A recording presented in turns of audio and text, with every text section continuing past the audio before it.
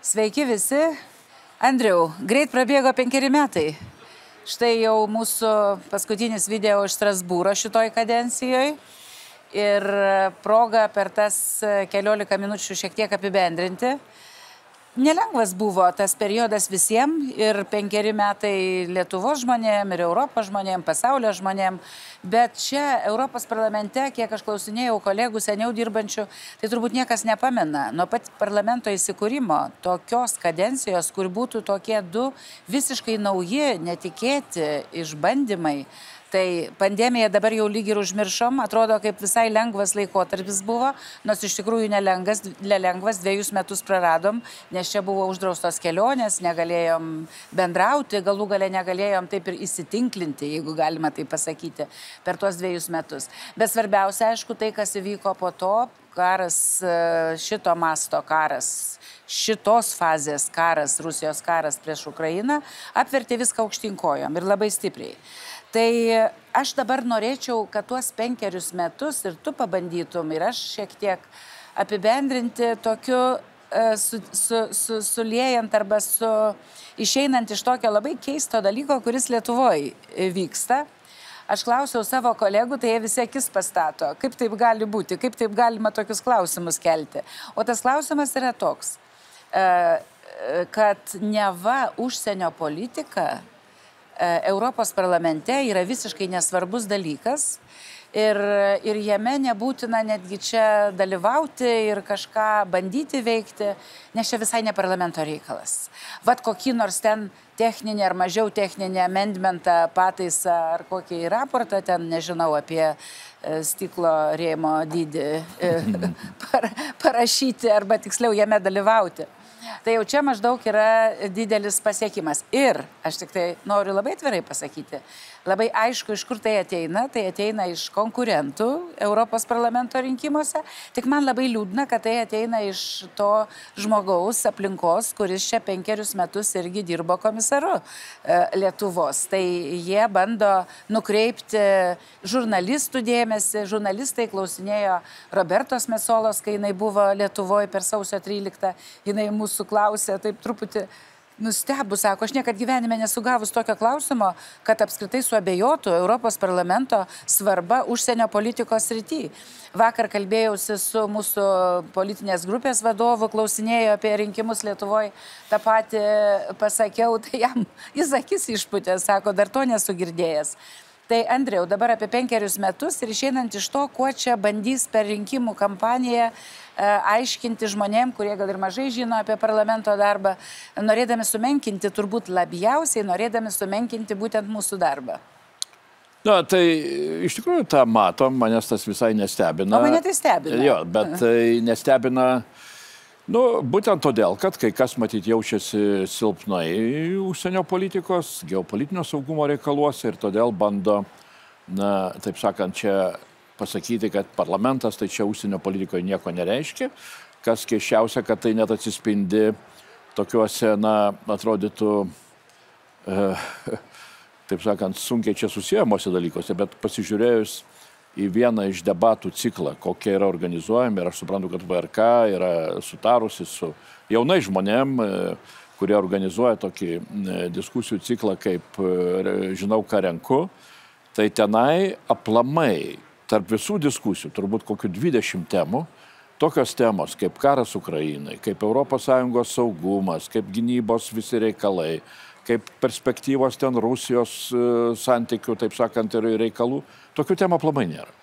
Tai aš tik tai čia matau 2 dalykus, kas man taip, savaim taip atrodo yra pakankamai aišku, kad yra sunkiai suvokiama aplamai, kas yra užsienio politika. Nes, iš tikrųjų, užsienio politikoje, jeigu paimsit net ir Lietuvos užsienio politiką, tai joje kažkokiu tai įstatymų, ten direktyvų, nutarimų yra žymiai mažiau negu kokioj nors konkrečiai tenai finansų ar energetikos srityje. Na, ir tokios sutartys, konvencijos. Bet tai yra jau kiti dalykai. Tuo tarpu, iš tikrųjų, kas yra labai svarbu užsienio politikoje, tai yra tam tikrų nuostatų formulavimas.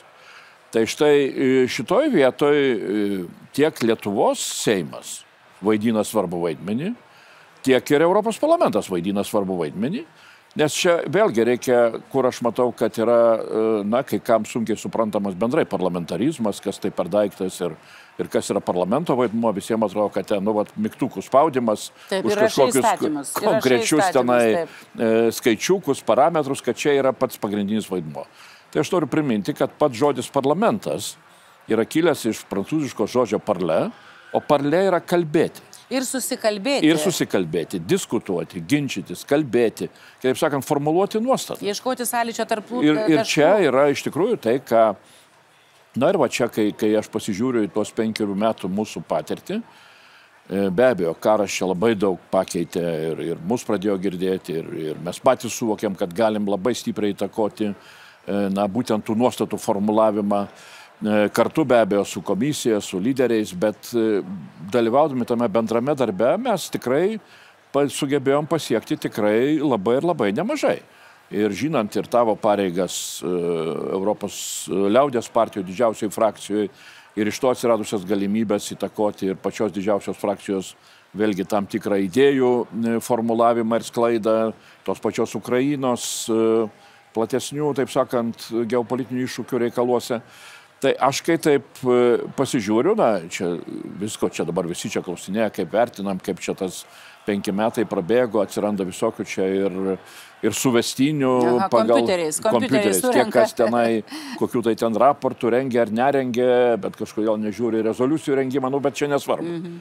Tai aš tik pats savo žinau vieną dalyką, jau per tą 30 metų, taip sakant, politikoje buvimo patirtis mano tokia, kad turi pats prieš savo sąžinę pasakyti, ar tu, kaip tu vertini va, tos 5 metus, ar tu padarei tiek, kiek galėjai ir dar daugiau, ar taip sakant, gynevai ir Facebook'e postus dėjai. Ir postus dėjai. Tai, na, va, tai šitai vertinamas aš tikrai galiu pats savo atsakyti, kad tikrai padarėm labai ir labai nemažai. Andriau, bet vis tiek aš dar noriu grįžti prie to klausimo apie tą užsienio politiką ir jo svarbą. Tai man toks susiformuluoja atsakymas. Mes gal ir klaidingai šiek tiek visą laiką vadinam užsienio politiką. Šito ypatingai karo akivaizdoj nebėra užsienio politikos ir vidaus politikos. Tai, kas vyksta dabar Ukrainos fronte, ir ką mes čia bandėm daryti, ir ne tik mes, aišku, mes tik tai savo erdvėj, tam vadinam vakarų fronte, tai nulems ir Lietuvos ir ES visų lygių politikas. Ar tai būtų vidaus, ar tai būtų užsienio, ar kažkas panašaus. Beje, panašiai, minint 20-metį, beje, šią savaitę kaip tik Europos parlamente buvo labai gražiai paminėtas 20-metis ir mūsų įstojimo ES ir apskritai pačios didžiausios istorijoje ES plėtros, kur Ursula von der Leyen taip ir pasakė, nebegyvensim, jeigu Ukraina pralaimės šitą karą, mūsų ES nebebus tokia, kokia buvo. Ir mes nebegyvensim taip. Galų gale antras dalykas, tai, kad dabar šitas karas išprovokavo ir gerąją prasme išprovokavo visų europiečių kintantį požiūrį į gynybą, į tai, kad ES turi eiti link gynybos sąjungos ir tai ateis neišvengiamai. Tai kas tai yra? Vidaus politika ar užsienio politika, kurioje mes dalyvavom? Tai akivaizdu, kad yra ir vidaus politika. Tai tikrai siūlau visiškai pasiduoti ir ypatingai kreipiuosi į žurnalistus, bet į tokius žmonės, kurie debatų temas dėlios, nepasiduoti šitam labai klaidinančiam ir aš sakyčiau žalingam požiūriui, renkant ir Europos parlamentą, kad čia negali padaryti nieko globaliais klausimais arba tais klausimais, kurie svarbus ir už ES arba už Lietuvos ribų. Nes, beje, plėtra būsima, su 20-mečiu. Būsima plėtra kaip tik tai labai darys įtaką ir mūsų vidaus politikai, ir mūsų saugumai apskritai. Tai Ukrainos būsima narystė ES, tai ką, tai yra tik užsienio politika, kurioje Europos parlamentas nedalyvaus, kaip tik dalyvaus kitais metais. Ir mano paskutinė tezė šituo požiūriu, tai vėlgi, žiūrėkit, pirmą kartą Europos parlamento istorijoje Rusija taip aktyviai bando kištis į Europos parlamento rinkimus. Tai rodo faktai. Čekijoje tyrimai atlikti, vokiečių alternatyva Vokietijai partijai, dabar žiūrėkit, suimti yra jau patarėjai, ten kai kurių parlamentarų, jie patys yra įtariami, ėmė pinigus iš Rusijos. Kodėl Rusija tą daro? Daro būtent todėl, kad jie supranta, kad Europos parlamente šita virtuvė politikos turbūt pirmą kartą istorijoje tokia svarbi ir jiems, ir jinai yra svarbi todėl, kad iš čia gimsta ir komisijos daugelis dalykų svarbių, kurie Rusijai nepatinka, apie sankcijas, sakykime, apie tą pačią Rusijos ateitį, tu čia daug prisidėjai, diskutavom. Tai man atrodo, kad va šitas darbas, kurį ir mes kartu darėm ir su kitais, ir tavo lyderystė, ir mūsų abiejų lyderystė, tai jisai kaip tik tai atsako į tą klausimą tiem vaikinam, kurie bando demagogiškai manipuliuoti nelabai gal Europos parlamento reikalus išmanančių žmonių pakreipti galvoseną.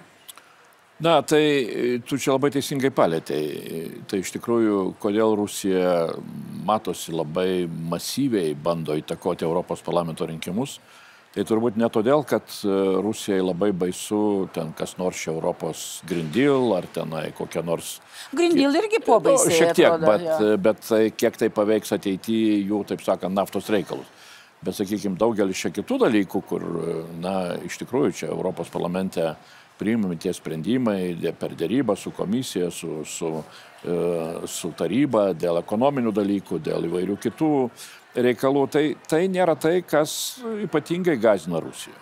Ypatingai gąsdina iš tikrųjų, kad Europos parlamentas, bendrai visa Europos Sąjunga, stoja į tą kelią, kuris gali lemti ne tik Ukrainos narystę Europos Sąjungoje, bet per tai gali būti paskatinos ir labai didelės permainos visoje rytų erdvėje, tame tarpe ir toj pačioj Rusijoje ir Baltarusijoje, ypač jeigu pavyks pasiekti, kad Ukraina labai reikšmingai laimės karą, kurį prieš ją pradėjo Rusija. Tai čia vienas dalykas. Ir šiandien kaip tik baigdami darbus priimsim svarbią rezoliuciją dėl Rusijos įtakų šitam laikotarpį, kuri pati rezoliucija yra įdomi tuo, kad jin pateikia vienoje vietoje visą katalogą, kaip kurioje šalyje Rusija bando įtakoti su pavardėm, su įvairiais, taip sakant, formatais. Ir tą klausimą iš tikrųjų irgi verta turėti omeny ir Lietuvoje, nes, na, verta atsakyti į paprastą tokį lietuvišką klausimą. Jeigu visoje Europoje Rusija bando labai agresyviai su pinigais, be pinigų ir kitaip įtakoti Europos parlamento rinkimus, tai ar tikrai Lietuvoje Europos parlamento rinkimai bus palikti visiškai be Kremliaus bandymų irgi įtakoti? Tai va, tai baigiant ir bėgant balsuoti dėl svarbių rezoliucijų, kurias beje pabandysime abudu mes gal šiek tiek ir labiau tokia nebiurokratinė kalba pateikti ir savo Facebook'uose, tad sekit mūsų parašymus, bet dėl Lietuvos rinkimų ir ypatingai prezidento rinkimų dabar artėjančių, tai viskas gerai, kai aš matau, žmonės tikrinasi, kokių pažiūrų arčiau yra jų kandidatai arba kokį kandidatą rinktis pagal jų pažiūras, ten tokie skrituliai paišomi, pagal laisvą rinką, pagal socialinę, sakykime, politiką, pagal žmogaus teisės ir kur tas kandidatas kur yra. Viskas tvarkoj, tas labai gerai, tas jau tęsiasi keletą metų, bet aš nemačiau nei vieno tokio tyrimo, arba tokio bandymo parodyti apie prorusiškus, apie Kremliui dirbančius kandidatus, kurių akivaizdžiai matau ir nebūtinai tie, kurie atvirai rusiškus naratyvus skleidžia, tą, ką mes girdim čia ateinant iš Sakartvelo, ateinant iš Moldovos, dabar netgi iš Slovakijos taip pat, jau nekalbu apie Vengriją. Ir iš čia, iš Briuselio labai gerai matosi, tarp kitko, visi šitie dalykai, vaizdai, kurie vyksta ir Lietuvoje derinant.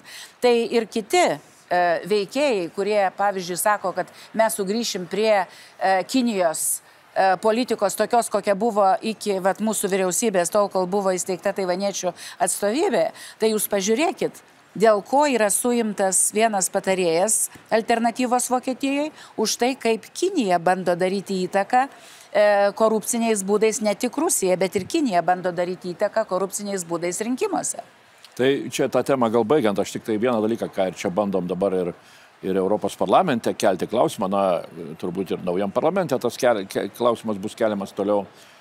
Iš tiesų neužtenka Rusijos agentais, Rusijos įtakos agentais laikyti tik tuos žmonės, kurios nors saugumo tarnybos čia sugavo su pinigais už rankos. iš tiesų tai gerai, kad sugauna ir kuo daugiau sugaus, tuo galbūt saugiau čia Europai, taip sakant, Europą parodys savo pajėgumą apsiginti, bet matom daugybę atvejų, kur iš tikrųjų vieni ar kiti politikai įvairių šalių tiesiog, taip sakant, kalba Kremliaus naratyvais ir visiškai akivaizdu, kad jie vienaip ar kitaip tarnauja tam Kremliaus hibridiniam karui, tik tai iki šiol nėra pagauti už rankos, kad jie gauna pinigus. Tai tokius irgi reikia turėti omeny, reikia juos kataloguoti, dėti į tam tikrą indeksą ir aiškiai parodyti rinkėjam, kas yra kas. Nes bus per vėlų po to, kai bus išrinkta. Tai ačiū visiems už tuos 5 metus čia iš šitos studijos. Mes linkim gerų pasirinkimų ir dabar grįžtam jau į Lietuvą iki pat birželio 9 dienos. Ir bandysim, kiek galima daugiau susitikti su jumis tiesiogiai, pasišnekėti, kiek jau čia liko to laiko, pavyks. Ir sėkmės, viskas bus gerai, ypatingai po to, kai Vašingtonas pateikė visai gerų žinių, mano nuotaika bent jau pagerėjo šitom aplinkybėm, nors iš tikrųjų niekas dar nesibaigė. Tai iki, ačiū ir sėkmės. Ačiū, Andriu, ir tau už šitą bendradarbiavimą. Ačiū, Rasa. Iki. Mūsų kelias nelengvas kelias, bet mes nugalėsime. Lengvas kelias, ne mūsų kelias. Iki.